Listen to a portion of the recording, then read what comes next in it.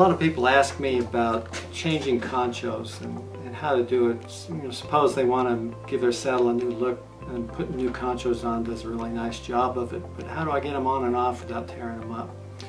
I'm Nick Pernokas, and I'm a custom saddle maker, and I'm going to give you a few pointers on taking conchos off and putting them back on and trying to do it without tearing the conchos or the saddle up. Today I have a saddle here that I built in 1998 for my friend J.D. Tadlock, and it's in for some repair and cleaning.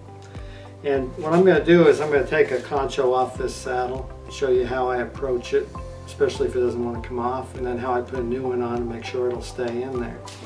So if I've got this saddle and the concho is just really stuck and I can't get it to budge at all, as a professional saddle maker, I've got this handy dandy little tool here which I can use, and it works pretty good, but I have to lean into it and crank it, and the rubber gives me some grip and I can loosen it. Most people don't have those. What you do have is a jar opener in your kitchen, and that's a good way to take a concho loose. So you can use that, and you can push on it, and sometimes you can loosen it with that. Let's pretend that that doesn't even get it. Our next go-to is a set of pliers like this, and I put them around the edge of whatever. You can only do this on a concho with raised edges, and that's one reason they have raised edges. A lot of them, you can put it there and you can very carefully move it a little bit at a time, and you can get it to turn enough to where you can finish it with your fingers. You have to hold the pliers down against the concho with your other hand so you don't slip off. If you slip off, you gouge the concho. And on expensive silver, that's really a bad thing. And a concho doesn't have a raised rope edge or doesn't have a scalloped edge to grab is difficult to do. That's why a lot of saddle makers use a concho like this that has a point and a scalloped edge, and they can grab the point with the pliers and get them going that way without slipping off and damaging the concho. So we're going to take this out.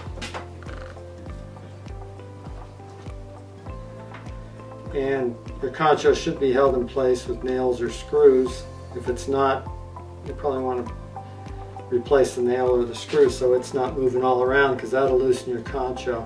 The more layers of leather that are moving under this concho, the more it can become unscrewed. And that's what happens in a lot of saddles as they age. Concho starts unscrewing because the leather's working against it. It naturally wants to unscrew. So I want to put a new concho in there, dress this up a little bit. One of the handy things you can do is put some kind of contact cement either on the threads of the screw of the new concho, or you can just put a couple drops in your hole like so. And this is on a saddle that isn't all reamed out like an antique where the holes are bored out. Then you have to add some wood filler or toothpicks or something like that to really grip the screw. One thing about conchos, most of my conchos are good silver conchos, custom conchos. This is a production concho here, and it's a good one because the screw is welded onto the concho itself. I don't use any conchos that have the little Chicago socket in there so you can use different kinds of screws with them. And with those you have to screw the wood screw into the bottom so that you can use it on the saddle.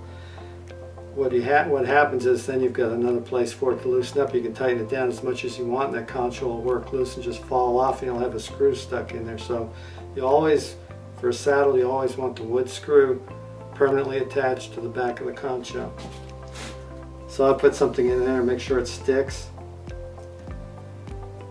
And you want to have it level as it goes in. On an old saddle like this, you're probably not going to make any new holes in it. But you just work it down like so. Now, what happens when you buy some conchos and you get your brand or your initials on them, and they're the worst conchos to put in, the hardest, because they'll get tight and you'll still have a quarter or an eighth of an inch to go to get them upright. It's not so bad if a pattern has the same top and bottom, but with brand or initials, you're always a little bit off.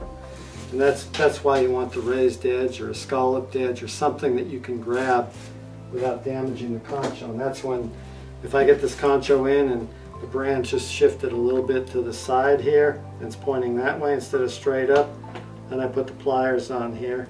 I grab the spikes and I just turn it that last 1/8 or 1/4 of an inch to get it tight on there. And that's the easiest way to do it without scratching it.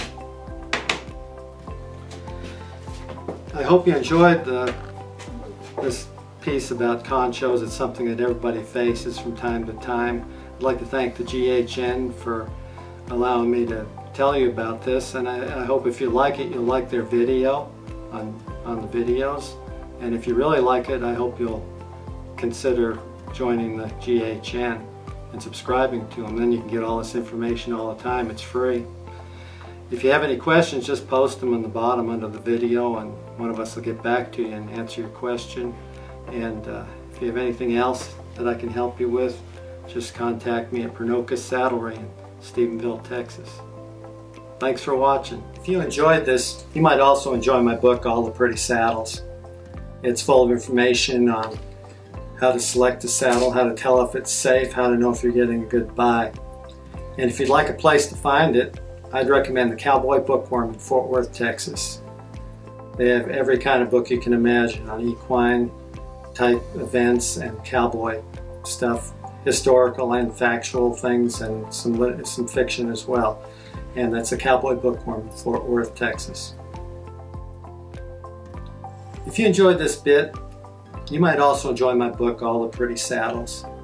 It's full of information on selecting a Western saddle, as well as how to take care of it and how to tell if it's safe, and how to look at a used saddle and make sure you're getting the deal that you think you are.